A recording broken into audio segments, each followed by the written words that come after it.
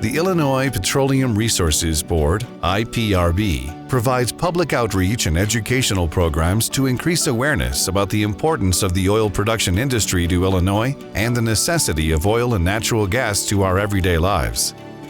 IPRB's efforts are voluntarily funded by Illinois oil producers and royalty owners. Also, IPRB restores abandoned Illinois oil field sites at no cost to Illinois taxpayers.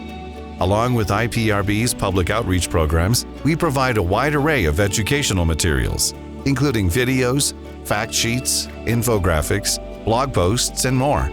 All available on our website, iprb.org, and on our social media platforms, Facebook, Twitter, Instagram, YouTube, and LinkedIn. So be sure to follow us to find out more.